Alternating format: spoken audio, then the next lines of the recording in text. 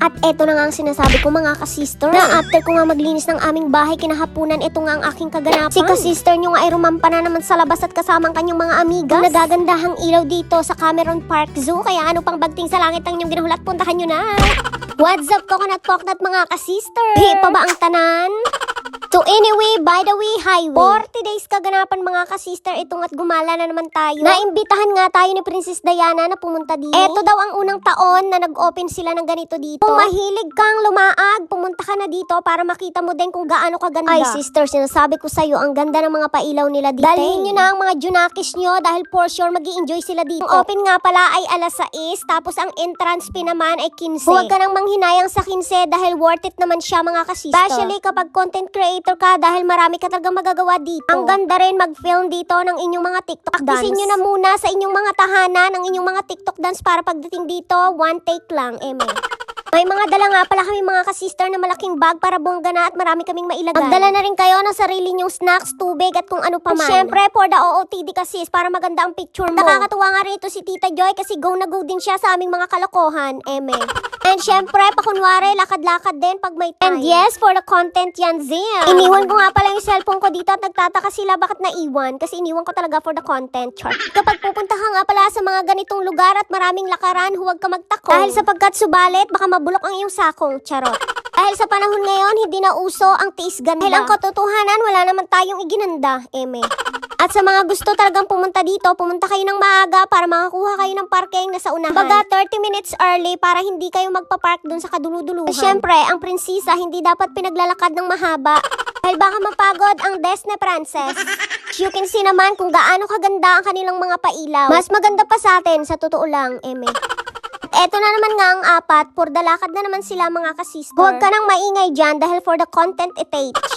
Aming paglalakbay, nadaanan nga namin itong mga parot. Abay, walang galang ang mga parot na ito, hindi man lang nagsisay hello. Hindi mo kaya, may mga pailaw sila sa bubong bay. Ang ganda ng pagkagawa nito, lagyan ko din kaya yung bubong namin, charot. At eto na naman nga si ka-sister ninyo, no, for the lakad-lakad kinimirot, imot-imot, ganon. Huwag na kayo magtaka for the content yan, Ziz. Bigyan nyo na, hindi yan nakalabas ng buong maghapon sa kanyang tahanan. Habang ako ngayon nag-i-emote-emote dyan, may batang lumalapit. Ay, akala siguro ng batang ito ako'y artista. Abay, saan naman kaya ang punta nito ni Maricoy at pormadong-pormado? Ay, kain naman sa ganda eh. Ay, saan kaya tutungo ang mga ito at pormadong-pormado? Si Princess Diana ng Texas, ganoon din. Ay, kagandang mga dilag. Sabi ko nga sa kanila, gagawin namin itong pretty girls walk like this, pero wala naman ata sa hulog be. At sa aming paglalakbay ng mga ilang taon, itong at nakarating na rin kami dito kung saan mayroong mga penguins. At bigla nga ako may nasalubong dito na Pinay at hindi nga siya namamansin. At bahala na kayo sa buhay nyo, problema nyo na yan dahil magbablog na lang kami ni Maricoy. Ayun nga, sa aking masasabi, napakaganda nga dito mag-vlog pero kulang nga sila sa pailaw. Dahil sa parting dito ay wala masyadong pailaw, kaya naman ang pagkuha ko sa aking video ay hindi ganong kalinaw. Yes, of course naman mga ka-sister, no, dapat mag-provide talaga sila ng maraming pailaw para naman maganda ang pagkuha natin ng mga video. And yes, dapat sila talaga ang mag-adjust dahil pinopromote na natin ang kanilang lugar for free at walang bayad. Sino ba naman kasi sis nagsabi sa'yo na mag-video ka dyan, no? Eto nga si Maricoy ay busy din sa kanyang pagbablog. Maricoy, kung kailangan mo ng editor, I'm here. Char. Sa aming paglalakbay ng ilang taon at nakarating na rin kami dito at naisipan naming mag-TikTok ng very lot. Para sulit ang ating 15,000 na binayad dito, lahat ng madaanan natin ay nagtitake tayo ng picture para bongga na!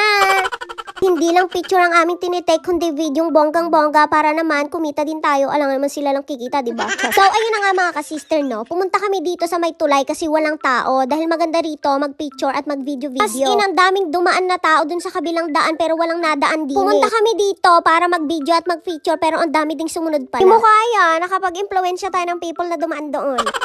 Nakikita ko nga sa aking pagmamasid na talaga nag-i-enjoy talaga ito si Tita Jo. Napakahaba nga pala itong lakaran at napakarami ding pailaw bawat daan na madadaanan ninyo. Napagod kami sa aming paglalakbay kaya naman naupo kami dito sa may bench. Ilang minutong nagpahinga, patuloy na naman ang ating paglalakad. Dadaanan nga natin ang mansion ko. My home, guys.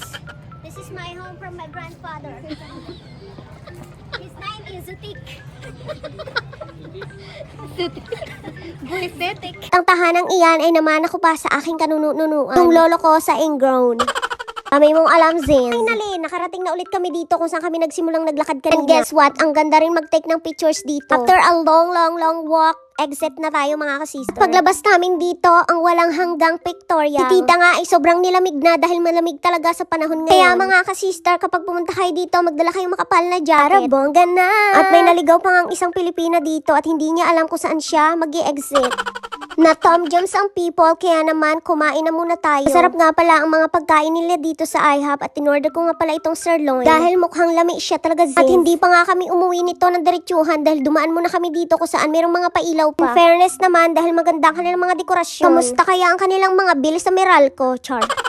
Mukhang madami-dami ang kanilang mga pailaw. They do this every year para sa mga sangkatauhang dumadaan din. Ang galing nga dahil nagkaisa silang magkakapit-bahay. Dahil bawat bahay at katabing bahay talaga namang nag-effort na lagyan ng mga pailaw. Pantalang yun dito sa amin. Te, wala talaga, te. Char. Pero yung mga kapitbahay ko dito, meron silang mga nilagay. Except kami, talagang KJ kami for today's video.